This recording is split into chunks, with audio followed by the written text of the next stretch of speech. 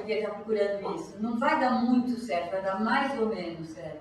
Na hora que ele achar a palavra na língua, pode ser um neologismo, mas que as letras estão carregadas dessas camadas mais felizes, daí acontece. Talvez, né?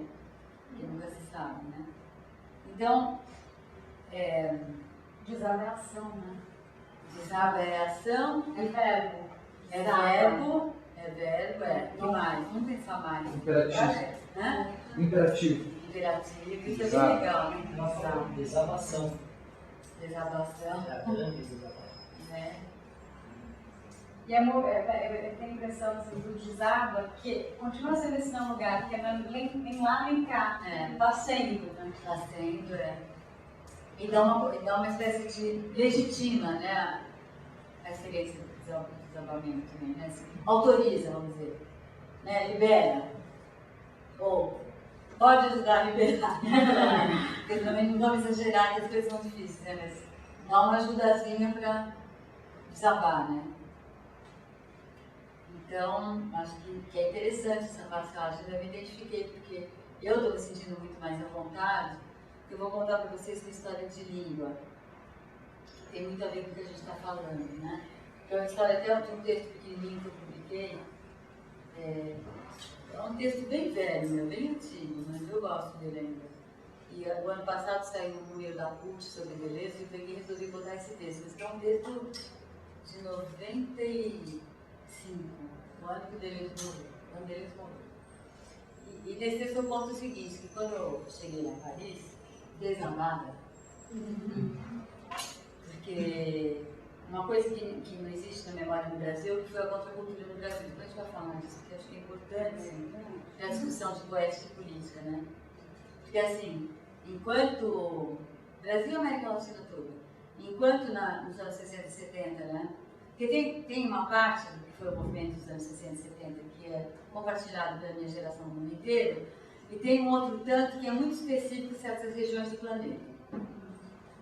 Claro, tem várias especificidades, vou falar da nossa. O que é comum a todo mundo era essa ideia de que se chamou ou de arte conceitual, ou de crítica institucional, tem várias maneiras de fazer isso, mas era uma ruptura, pelo menos uma tentativa de ruptura radical com o modo de vida burguês, da sociedade disciplinar, etc., que é aquilo que a gente foi educado e herdou, né? Porque a minha geração é a geração do pós-guerra, né?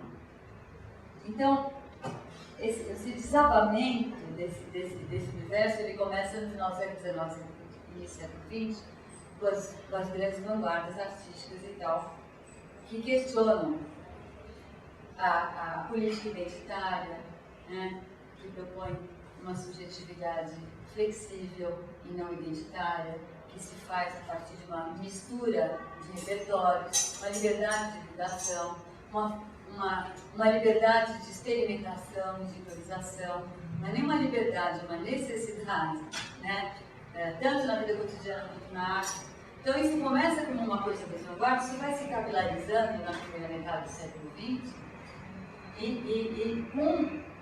já foi se capilarizando. Com a Segunda Guerra e a baixaria que foi, daí não tem mais por que defender nada daquilo, quer dizer, fica mais fácil e mais autorizado dizer eu não tenho nada a ver com isso, não quero mais isso.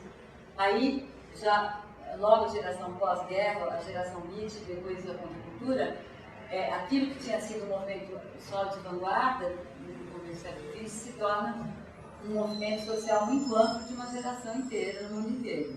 Então isso tem em comum com essa geração em todos os lugares do planeta. Mas com especificidades, sabe? Porque essa experiência ela cai numa trama de memória corporal distinta e vai dando coisas distintas, né? Em situações políticas, econômicas e tal. E, então, por exemplo, se a gente compara a arte conceitual norte-americana, que é onde que ela nasceu, e arte conceitual no Brasil e na América Latina, e nesse arte conceitual a gente pode alargar bastante, botar desde o Ciro Meirelles até o Mário Sica, se quiser, só para falar nome famoso, mas é muito mais gente do que esses nomes, né? Enquanto lá, por exemplo, o artista fazia da obra uma problematização do poder do sistema da arte na própria criação, então ele problematizava na própria obra o espaço do museu como determinante da obra e da maneira de terminar a obra, as categorias da história da arte, os gêneros conhecidos, etc. Né? Mas questionava no interior da própria poética, não como panfleto contra, mas no interior da própria poética produzia um deslocamento, explicitava essa opressão do sistema da arte na criação. E na América Latina, era a época, coincide, essa efervescência coincide com o início da ditadura, que é 64, né? No Brasil é 64. Na América Latina toda, com exceção do México e Colômbia, com já a ditadura, Brasil, a administração plana, que também de outro jeito, é tudo nessa década, vai até, com algumas diferenças, até lá para o início dos anos 80. Né? Então, nesses contextos, a mesma coisa que está na América Latina, ou na Europa do Leste, que também nessa época estava sob ditadura de esquerda, mas desse ponto de vista é igual, né? Maghreb estava sob ditadura. Nessas regiões do mundo, nós vamos falar da nossa, além daquilo que estava se problematizando como opressivo da criação, na própria poética, se agrega também a experiência de opressão política na criação. Não no sentido da censura, porque a censura, que qualquer regime totalitário faz censura, a censura ela pega a gente por fora. Então eu posso ser censurada, calar a boca e continuar pensando. Mas a política, do ponto de vista micropolítico, os regimes totalitários, eles incidem no próprio movimento de criação. Esse movimento que a gente estava aqui descrevendo, né, de uma mutação sensível que se obriga a dar corpo para aquilo, é esse dar corpo para aquilo que fica sendo humilhado. Porque o pior de prisão, tortura, essas coisas, o pior de tudo é humilhação. Então, esse dar corpo para aquilo, esse gesto, essa ação desabe dar corpo para aquilo, isso aí é humilhado, machucado, e isso vai minguando a possibilidade de pensar e de criar. E isso, o efeito disso vai muito além do que o tempo de duração de um regime. Porque isso é como qualquer trauma, qualquer experiência traumática, como ela se inscreve na memória do corpo, de novo, né? Então, para você se proteger do efeito tóxico daquilo, você tem que encapsular aquilo na memória.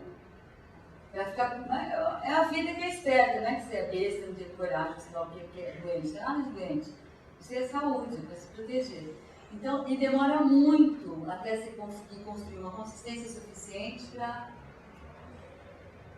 não para ficar mexendo lá, batendo punheta com a vítima de vítima, né, que é horrível, falando dos horrores que eu vi, mas para reativar o que foi interrompido.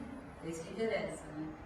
Então, assim, eu, quando fui presa, vou dar exemplo meu, que eu vou contar essa história da língua, mas a minha história, ela é uma em 100 mil. Não tem nada de especial. Aliás, tem histórias muito piores que a minha. Vou contar a minha porque é essa que eu trabalhei, né? No texto e tal. Então, assim, eu quando fui presa pela contracultura. Assim, um detalhe. Então, nesses países, essa dimensão da opressão política, ela passa a fazer parte, ela é problematizada também, a opressão política na criação, ela é problematizada no interior das próprias poéticas. Por exemplo, quando o Ciro Meirelles inventa inserção